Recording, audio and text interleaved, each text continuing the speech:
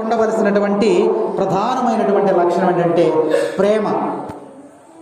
ఎప్పుడైతే భార్యాభర్తల మధ్య ప్రేమ అనేది లోపిస్తూ ఉందో ఇంకేం మొదలవుతాయి? గొడవలు అనేవి మొదలవుతాయి. కుటుంబంలో ఉండవలసినటువంటి మొట్టమొదటి సుగుణము, బైబిల్ అంటే సుగుణం ఏమిటంటే ప్రేమ. ఏ కుటుంబంలో అయితే ప్రేమ నెలకొని ఉంటుందో ఆ కుటుంబము సంతోషముగా ఆనందముగా ఉంటుందని లేఖనం మనకు తెలియజేస్తా ఉంది. మరియా యోసేపు బాలయస్సు కుటుంబంలో ఒక్కరి ఎడల ఒకరు ప్రేమను కలిగి ఉన్నారు. అందుకని ఆ కుటుంబము ఎంతో ఆదర్శంగా తీసుకుంటున్నామని లోకమంతా కూడా, ప్రపంచమంతా కూడా ఈ యొక్క తిరు కుటుంబాన్ని ఆదర్శముగా తీసుకుంటూ ఉంటుంది. ఎందుకనంటే యోహాను గారు చెప్పాడు 13వ అధ్యాయంలో 34వ అధ్యాయం, మీరు ఒకరినొకరు ప్రేమించుకొనుడి. ప్రేమ ఉన్నప్పుడు భారము తొలగిపోతుంది. ప్రేమ లేకపోతే చాలా కష్టం. ప్రేమ ఎలాంటిదంటే వాక్యంలో చూద్దాం. ప్రేమ ఎలాంటిదంటే 1 కొరింథీయులకు రాసిన లేఖ 13వ అధ్యాయము 4 నుండి 7 వచనాలు. 4 నుండి 7 వచనాలు చూస్తే ప్రేమకున్నటువంటి లక్షణాలు ఏంటో ప్రభు మనకు అక్కడ తెలియజేస్తుంది. 1 ప్రేమ సహనము కలది, దయ కలది, అసూయ కాని, డంబము కాని, గర్వము కాని ప్రేమకు లేవు. అమర్యాద గాని, స్వార్థపరతము గాని, కోప స్వభావము గాని ప్రేమకు ఉండవు. ప్రేమ దోషములను లెక్కింపదు.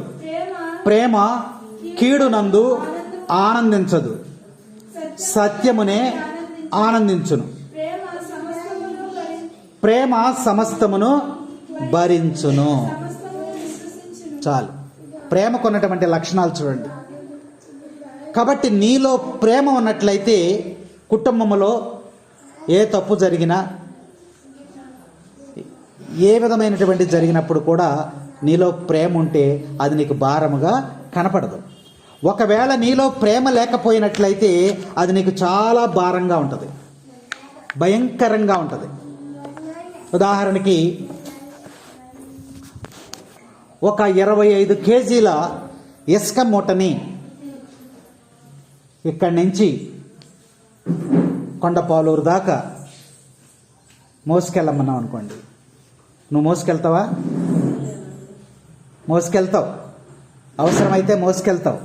కానీ ఎంత బరువుగా ఉంటుంది నీకు అది. ఎంత బరువు మోసుకెళ్ళినా ఒక 20 కేజీలు. అదే నీ కడుపుని పుట్టినటువంటి బిడ్డ అనారోగ్యమో జ్వరం ఏదైనా వచ్చినప్పుడు నువ్వు హాస్పిటల్కి తీసుకెళ్తావు. ఆ బిడ్డను ఎత్తుకుని నువ్వు వెళ్ళిపోతా ఉంటావు. అప్పుడు నీకు బరువు అనిపిస్తుందా? అనిపించదు. ఒక 20 కేజీల బిడ్డను నేను మోసుకెళ్ళిపోతున్నానే, ఇంత బరువు నేను ఎలా మోయినని నీకు అనిపిస్తుందా? అనిపించదు. అది 20 కేజీలే, బిడ్డ 20 కేజీలే. ఇది నీకు బరువు ఎందుకు అనిపించలేదు?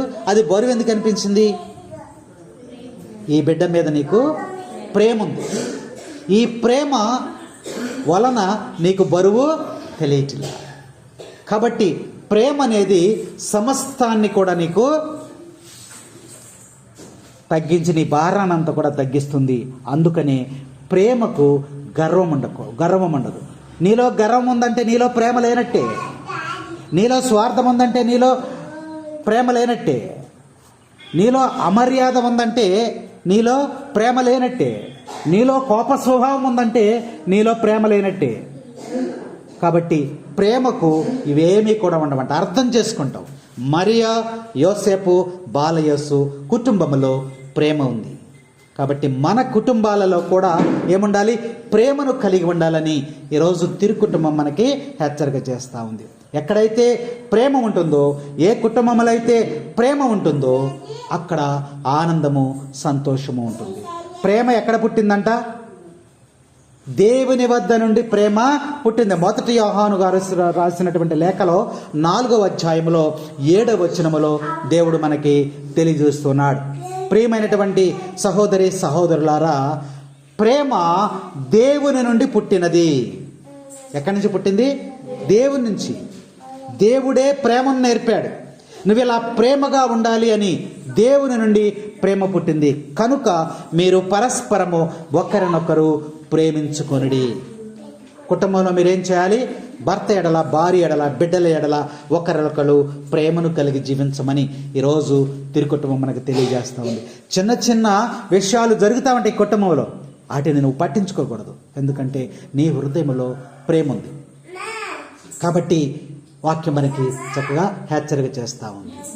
ప్రేమించేదన్ అధికముగా ఆరాధింతున్ ఆసక్తితో, ప్రేమించేదన్ అధికముగా ఆరాధింతున్ ఆసక్తితో, నిన్ను పూర్ణ మనసుతో ఆరాధింతున్ నిన్ను పూర్ణ బలముతో, ప్రేమించేదన్ నిన్ను పూర్ణ మనసుతో ఆరాధింతున్ నిన్ను పూర్ణ బలముతో, ప్రేమించేదన్.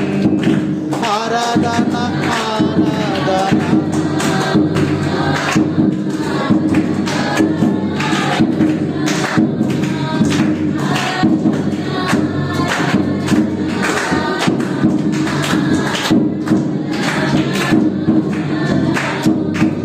ప్రేమించదన్ అధికముగా ఆరాధించున్ ఆసక్తితో.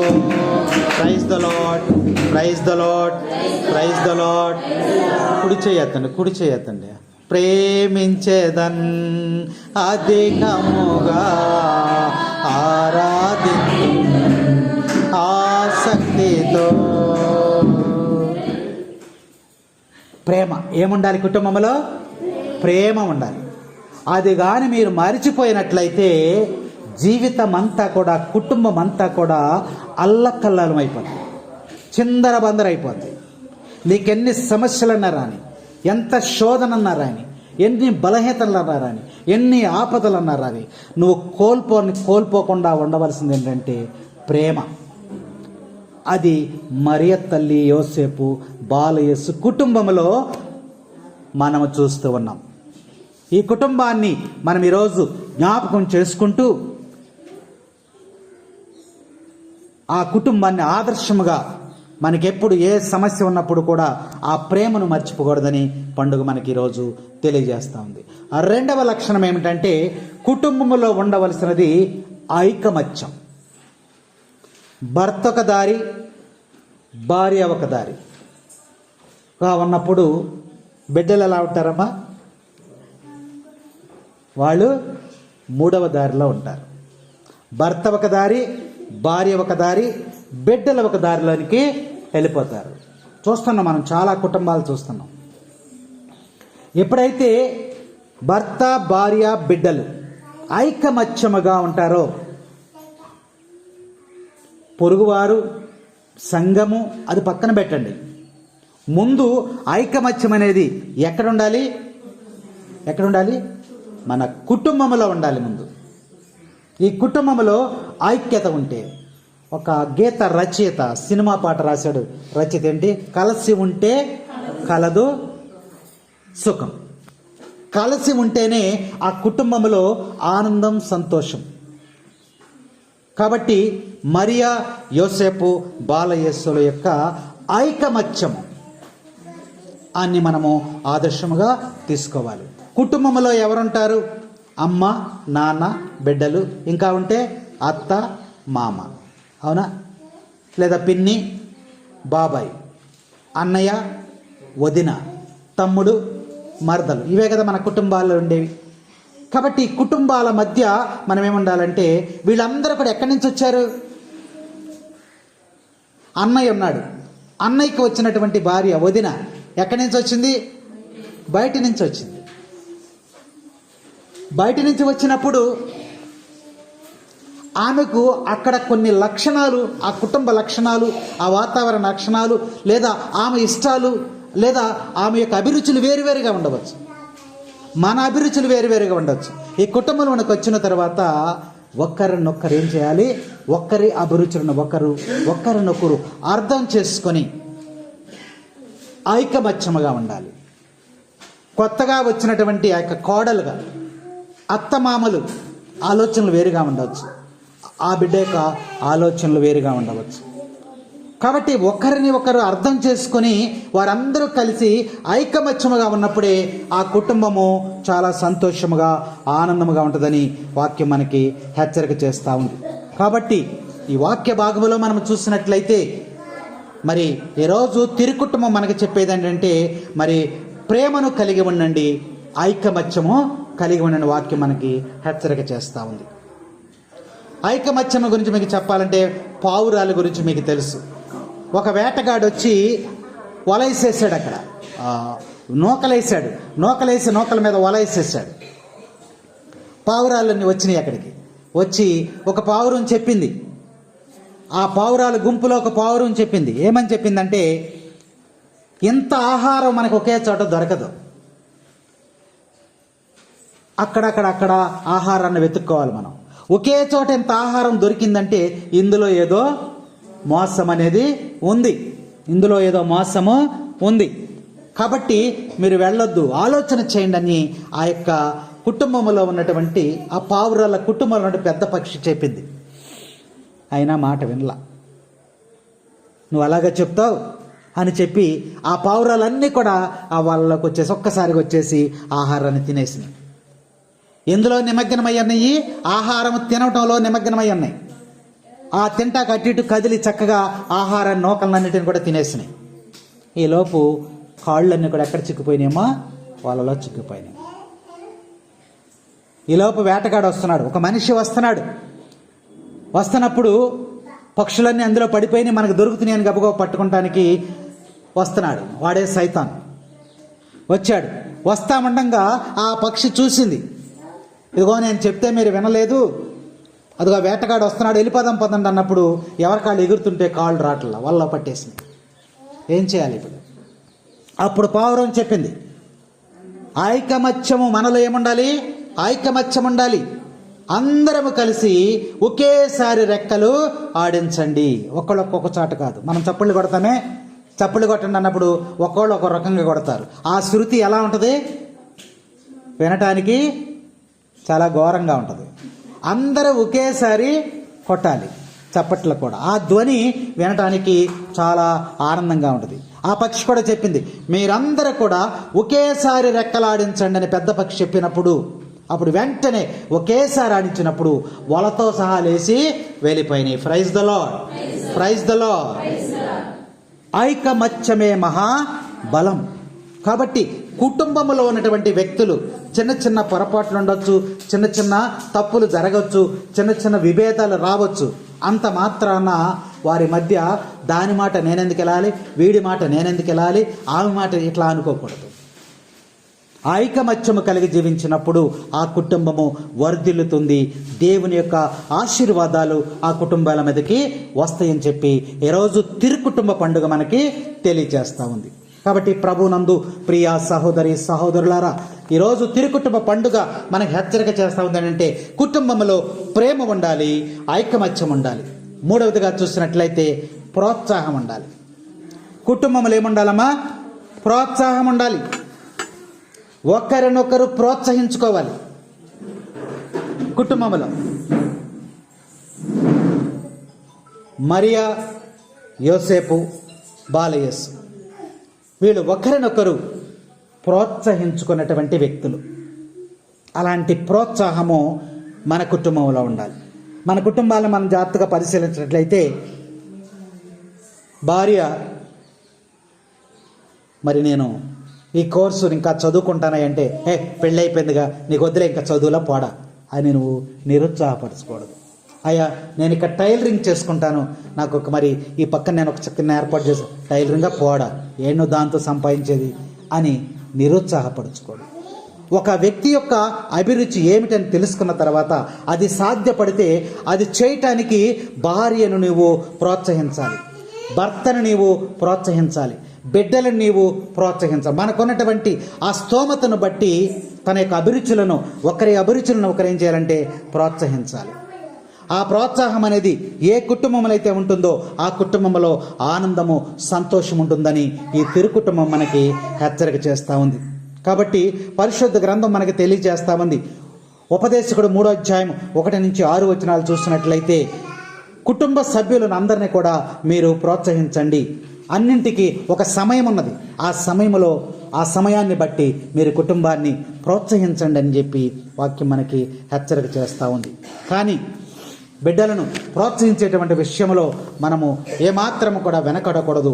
వాళ్ళ ఇంట్రెస్ట్ని బట్టి అది మంచిదా చెడుదా అని మనం తెలుసుకొని ప్రోత్సహించాలని తిరుకుటుంబం అనే హెచ్చరిక చేస్తూ ఉంది.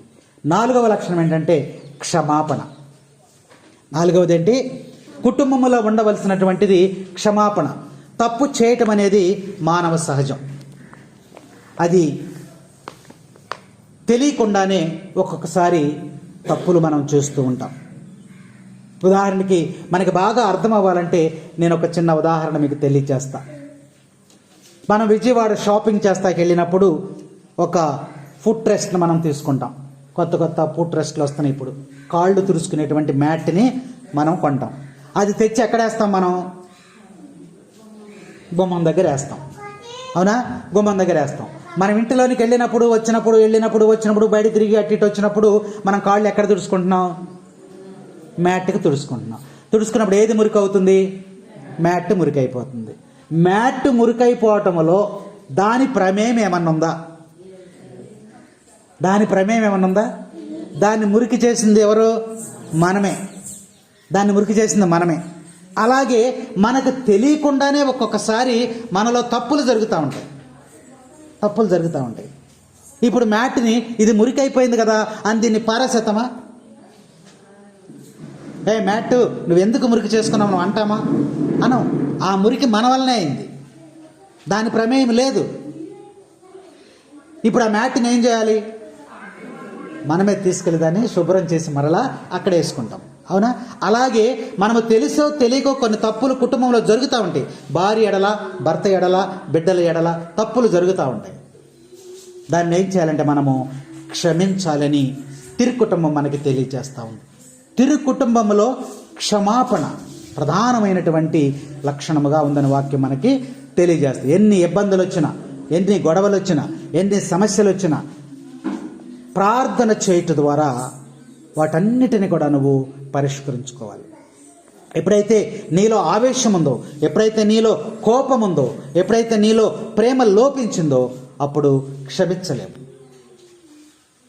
యేసుప్రభు దేవుడు అంటాడు, ఏమంటాడంటే ఎన్నిసార్లు క్షమించాలయ్యా అని అబ్రహాం గారు అడిగితే ఆయన ఏమంటాడంటే 77 సార్లు అంట. 70 సార్లు ఏదైనా ఒకటి వచ్చింది. ఎన్నిసార్లు? 7 అంటే 70 × 7 అంతేగా, 70 సార్లు చెప్పాం. 7 70లు ఎంత? 400. ఎన్నిసార్లు క్షమించాలి చూడండి. ఆయన నువ్వేమీ సిగ్గుపడవలసిన అవసరమో లేదు.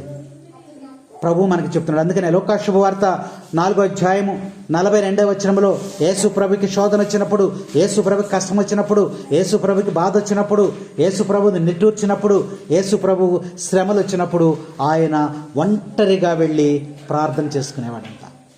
ఒంటరిగా వెళ్ళి నిర్జన ప్రదేశమునకు వెళ్ళి ప్రార్థన చేసుకునేవాడు. తన సమస్య అంతా కూడా పరిష్కారం అయ్యేదంట. అందుకనే వాక్యం మనకి తెలియజేస్తూ ఉంది. ఏమన్నాడంటే కుటుంబంలో క్షమాపణ మీరు కలిగి ఉండండి. క్షమాపణ. మేము హింసించు వారి కొరకు మీరు ప్రార్థించండి. క్షమించే స్వభావం. భార్య నోటు దురుసు అనుకోండి, ఏదో ఒకటి అంటది ఆ క్షణంలోనే.